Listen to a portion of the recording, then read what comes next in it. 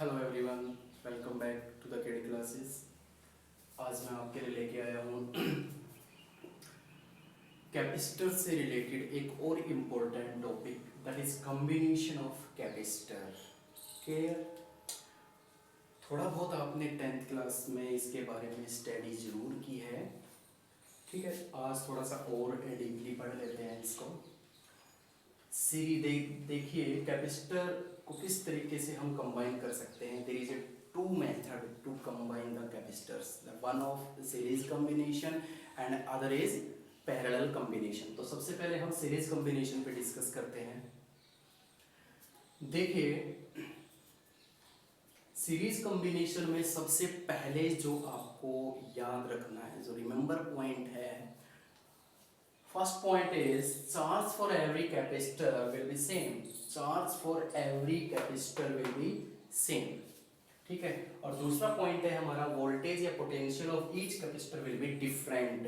Potential तीनों की अलग अलग होती है। तो इन दोनों पॉइंट के बारे में हम यहाँ पे स्टडी करेंगे, देखेंगे किस तरीके से सेटिस्फाई करते हैं। तो हमेशा हमारा जो आज का पहला क्वेश्चन है मेरा ये है कि आप किस तरीके से वेरीफाई करोगे कि it is a series combination और it is a parallel combination. तो first question is how we verify the series combination. तो देखिए द रिमेंबर वन पॉइंट कि there is only one way to flow of charge और current. पहला पॉइंट हमेशा ये याद रखना है कि सिर्फ एक रास्ता होना चाहिए, एक ही वो वे होना चाहिए चार्ज और करंट को फ्लो करने की। वे चेंज नहीं होना चाहिए कभी भी। जैसे कि एग्जांपल के तौर पे, जैसे कि एक ट्रेन है और ट्रेन एक स्टेशन से चली और वो दूसरे स्टेशन पे जाके रुक गई, बीच में कहीं पर भी उसने अपना रास्ता चेंज नहीं किया, अपना पाथ चेंज नहीं किया। इस तरीके से ही करंट और चार्ज का पाथ होना चाहिए कि जहां से वो चला, चलने के दौरान और वापस आने के दौरान बीच में उसका पाथ सेम होना चाहिए, कहीं भी डिवाइड नहीं होना चाहिए। जैसे जंक्शन होते हैं ना बड़े बड़े, जंक्शन पे क्या होता है कि अलग अलग डायरेक्शन में आने वाली ट्रेनें वहां पे रुकती हैं और वहां पे चलते समय भी वो अलग अलग डायरेक्शंस में निकल जाती है, अलग अलग डिस्ट्रिक्ट में, अलग अलग स्टेट में वो निकल जाती है, पाथ चेंज होता है वहां पर। इस तरीके की कंडीशन से सीरीज कॉम्बिनेशन में अप्लाई नहीं होगी। हमें पाथ एक ही रखना है। तो ये एक रिमेंबर पॉइंट है, बहुत इंपॉर्टेंट है, ध्यान दें। देखिए बच्चों, वोल्टेज किस तरीके से अलग हो सकती है, वोल्टेज अलग किस तरीके से हो, इसमें से ये इंपॉर्टेंट है कि वोल्टेज को हम अलग अलग कैसे कर सकते हैं। देखिए मैं इस बैटरी को V वोल्ट सप्लाई दे रहा हूं, ध्यान से समझना। इस बैटरी का पॉजिटिव टर्मिनल किससे कनेक्ट है, C1 से, और इस बैटरी का नेगेटिव पोटेंशियल किससे कनेक्ट है, C3 से। अब इन दोनों को तो पोटेंशियल मिल रही है, जो बीच में कैपेसिटर है ना उसका क्या होगा, उसको तो उतनी पोटेंशियल नहीं मिल रही, डिफरेंट हो गई। ठीक है, तो याद रखना सीरीज कॉम्बिनेशन में पोटेंशियल क्या होती है, डिफरेंट डिफरेंट होती है। अब मैं आपको जो समझाने जा रहा हूं वो पॉइंट इतना इंपॉर्टेंट है। देखिए कि हमने एग्जाम्पल के तौर पे ले रहा हूं कि मान लीजिए 100 वोल्ट आप यहाँ पे सप्लाई कर रहे हो, तो ये तो मैंने बोल दिया कि ये वोल्टेज आगे जाके डिवाइड होने वाली है। लेकिन याद रखना बच्चों, डिवाइड करने का तरीका भी इस तरीके से होता है कि उन तीनों कैपेसिटर की पोटेंशियल को जब मैं जोड़ूंगा, ऐड करूंगा, तो उनका रिजल्ट कितना आना चाहिए, टोटल वोल्टेज ऑफ बैटरी। ये कंडीशन याद रखना, ये सबसे इंपॉर्टेंट पॉइंट है कि वोल्टेज में से जितनी भी हम पोटेंशियल इसके पास जाएगी वो पोटेंशियल डिवाइड तो हो जाएगी, वोल्टेज वो डिवाइड तो हो जाएगी, लेकिन वो इस तरीके से होगी कि उनका total sum, individual voltage, individual capacitor की वोल्टेज का सम टोटल वोल्टेज के बराबर आना चाहिए। मतलब ऐसा, मान लीजिए इसके पास वोल्टेज V1, V2 और V3, ये यहाँ पे ये डिवाइड हो गया। इसको इस तरीके से मेजर ना करते हुए आप इसको सिंपलेस्ट फॉर्म में कीजिए, जैसे कि आपके बुक में है, वरना आप पजल हो जाओगे। ठीक है, दैट इज V1 और यहाँ से यहाँ V2 वोल्टेज सप्लाई हुई और यहाँ से यहाँ तक इसको V3 वोल्टेज मिल गया। 100 वोल्टेज एग्जांपल लेते हैं। 100 वोल्टेज में से मान लीजिए इसके पास 40 वोल्ट पहुंची, इसके पास 30 वोल्ट पहुंची, तो 40 प्लस 30 वोल्ट तो बची कितनी, 30 वोल्ट इसके पास पहुंची। मतलब क्या है कि इसको और भी तरीके से आप समझ सकते हो, जैसे मैं यहाँ पे लिख देता हूँ मैंने यहाँ पे 50 ले लिया, इसको 50 वोल्टेज मिल गई, इसको 10 वोल्ट मिली, तो बच कितनी गई, 40 वोल्ट। टोटल करने पे वही 100 वोल्ट आनी चाहिए। इस तरीके से वोल्टेज डिवाइड होती है सीरीज कॉम्बिनेशन में। ठीक है, according to the capacitance formula C is equal to Q upon V and therefore V is equal to Q by C. Apply this formula in this equation, that is Q by C, Q by C. अब देखिए, मैंने आपको बताया था कि charge for each capacitor will be same. देखो यहाँ से जाने वाला करंट जो है I, करंट जब यहाँ से चला तो चलते चलते उसका कहीं भी पाथ चेंज नहीं हुआ, वापस बैटरी तक आते समय कहीं भी पाथ चेंज नहीं हुआ, तो करंट क्या होगा, सेम होगा। जब करंट सेम है तो चार्ज ऑल्सो भी same, because I is equal to Q by T, और time 1 second is equal to I is equal to Q। ठीक है, तो क्या हो जाएगा कि अगर करंट सेम जा रहा है तो चार्ज भी क्या होगा, सेम फ्लो करेगा। तो यहाँ पे देखिए चार्ज तो क्यों ही रहेगा, क्योंकि वो हर एक कैपेसिटर में सेम फ्लो कर रहा है, बट कैपेसिटर क्या हो जाएगा, C2 एंड C3।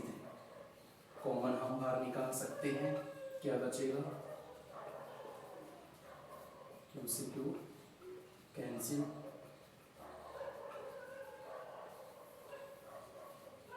ये आपका रिजल्टेंट आता है इस पूरे कॉम्बिनेशन का कैपेसिटेंस निकालने का तरीका। अब कई बच्चे बोल रहे थे मेरे को कि न्यूमेरिकल्स में कुछ एक प्रॉब्लम्स आती हैं, इसके न्यूमेरिकल्स सोल्व नहीं कर पाते हम, सर्किट डायग्राम समझ में नहीं आते, तो उसका एक शॉर्ट ट्रिक यहाँ पे मैं आपको बताऊंगा कि सीरीज कॉम्बिनेशन में शॉर्ट ट्रिक लगा के आप न्यूमेरिकल को सोल्व कर सकते हो। किस तरीके से, देखिए एक बात याद रखना कि सीरीज कॉम्बिनेशन में कैपेसिटेंस यहाँ पे क्या हो जाता है, टोटल कैपेसिटेंस हमेशा डिक्रीज होगा। किस तरीके से देखना,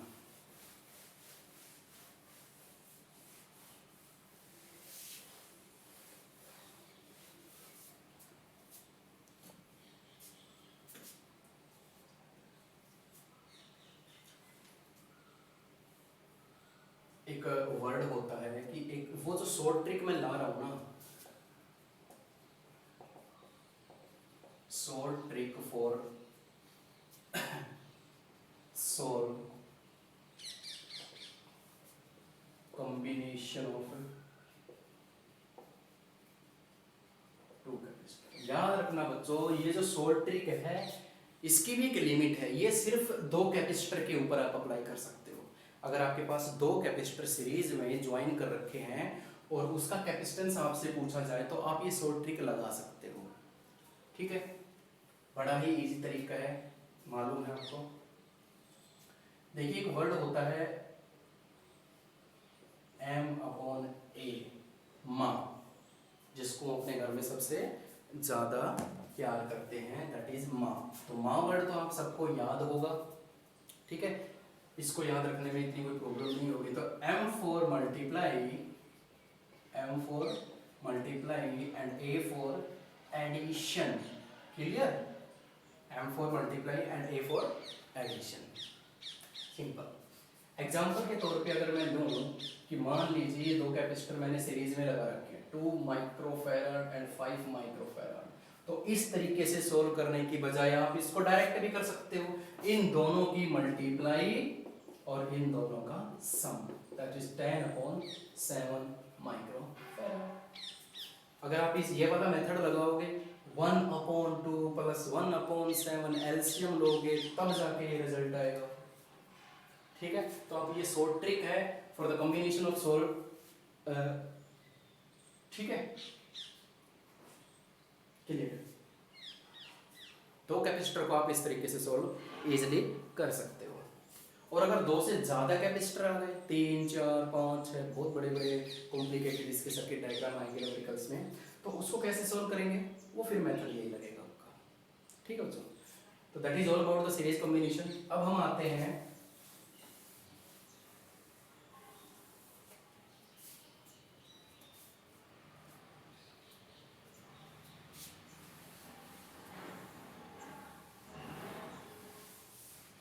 देखो सीरीज कॉम्बिनेशन के बारे में एक चीज और मैं बताना चाहूंगा कि मान लीजिए आपका यहाँ पे 2 माइक्रोफैराड मैंने जोड़ा, 3 माइक्रोफैराड मैंने जोड़ा, 4 माइक्रोफैराड मैंने जोड़ा।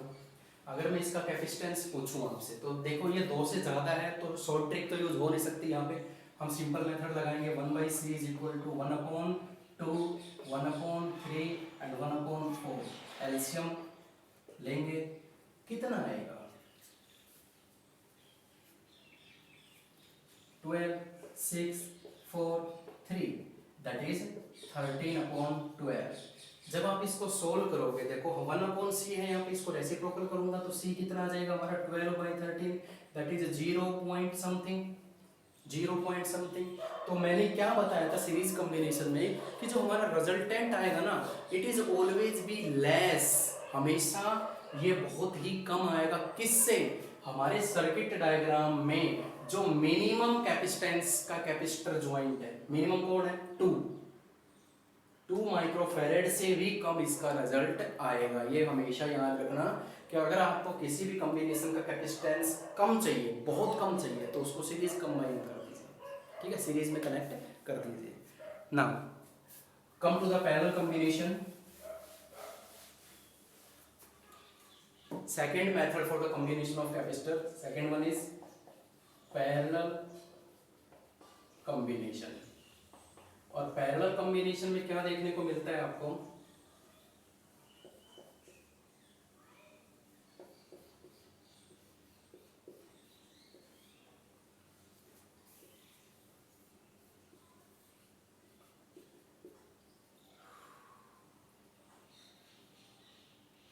इसको मैं डार्क इसीलिए कर रहा हूं क्योंकि यही है हमारा जो समझना है हमें, that is C1, that is C3। चलिए, पैरेलल कॉम्बिनेशन में जो दो बातें आपको याद रखनी है, वो रिमेंबर पॉइंट क्या है यहाँ पे, कि एक तो चार्ज जो होता है ना, charge for each capacitor will be different, ठीक है, किस तरीके से होगा वो बताएंगे। And potential for each capacitor will be same. अब ये सेम कैसे होगी और ये डिफरेंट कैसे होगा वो देखिए।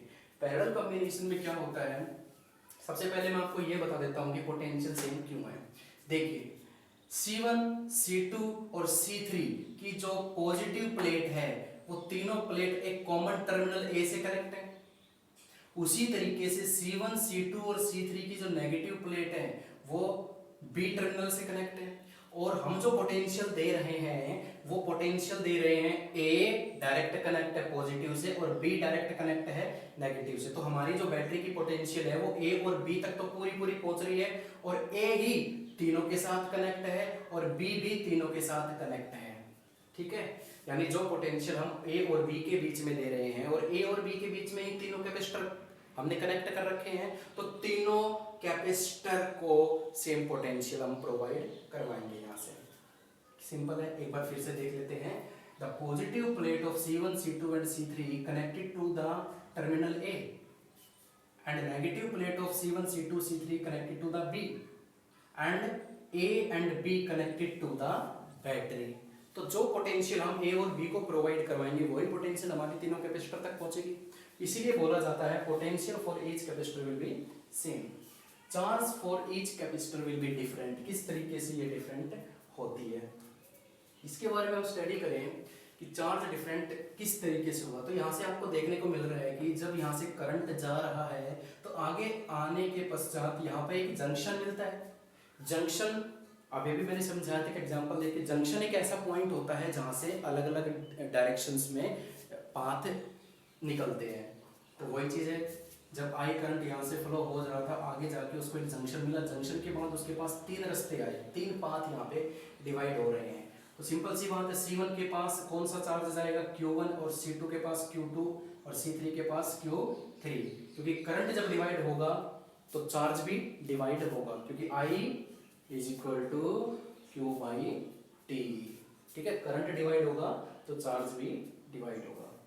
चलिए अब बात ये आती है कि ये जो चार्ज है ना, ये इस तरीके से डिवाइड होगा कि तीनों का अगर मैं सम करूँ ना, तो वो टोटल चार्ज जो बैटरी ने दिया है उसके बराबर आना चाहिए। जैसे सीरीज कॉम्बिनेशन में था, मतलब Q किसके बराबर आना चाहिए, इस तरीके से तीनों कैपेसिटर में चार्ज डिस्ट्रीब्यूट होना चाहिए कि तीनों को ऐड किया जाए तो टोटल चार्ज जो बैटरी ने दिया है उसके बराबर आए। तो according to the formula of Q is equal to V, therefore Q is equal to CV, apply here CV, C capacitor for 1 C1, और V कांस्टेंट, कॉमन यहाँ से मैं लेता हूँ V, that is C1, C2, C3, V से V cancel, that is C1 plus C2 plus C3। और ये आप इतना तो प्लस 10th क्लास में पढ़ चुके हैं। ये थोड़े से रिमेंबर पॉइंट डीपली आपको पढ़ने हैं यहाँ पे। अब यहाँ पे देखने को मिल रहा है कि यहाँ पे टोटल ऐड हो गया, कैपेसिटेंस का रिजल्ट कितना आया, C1, C2 एंड C3। तो इसको याद करने का एक शॉर्ट ट्रिक क्या है कि डीपी क्या होती है, डीपी जो कि हम व्हाट्सएप और फेसबुक वगैरह के ऊपर लगाते हैं, सबको याद होता होगा, सब चलाते हैं। डीपी यानी डायरेक्ट प्लस। अगर आपको कहीं भी पैरेलल कॉम्बिनेशन मिल जाए ना कैपेसिटर का, तो आप डायरेक्ट ऐड कर दीजिए। जैसे मैं 3 कैपेसिटर लेता हूँ, मैं C1 की वैल्यू मानता हूँ 10 फेरेड माइक्रोफेरेड, ये 5 माइक्रोफेरेड मानता हूँ, और इसको 2 माइक्रोफेरेड। अगर इसका कैपेसिटेंस निकाला जाए तो डायरेक्ट प्लस करना है आपको, 10 प्लस 5 15 प्लस 2 17 माइक्रोफेरेड, 17 माइक्रोफेरेड आपका पैरेलल कॉम्बिनेशन आ जाता है। ठीक है, और याद रखना रिजल्टेंट पैरेलल कॉम्बिनेशन में हमेशा ज़्यादा आएगा। पूरे कैपेसिटर में जो मैक्सिमम कैपेसिटर जोड़ रखा है ना 10, उससे भी ज़्यादा आया 17 माइक्रोफेरेड। तो these all about the series and parallel combination of the capacitor. इसके ऊपर बहुत ही इंपॉर्टेंट और बहुत इंटरेस्टिंग न्यूमेरिकल्स आते हैं। एक न्यूमेरिकल जरूर एग्जाम्स में पूछा जाता है, हरियाणा बोर्ड हो या CBSE बोर्ड हो, तो ये हम न्यूमेरिकल्स हम डीपली स्टडी करेंगे आगे की तरफ। ठीक है, थैंक यू सो मच।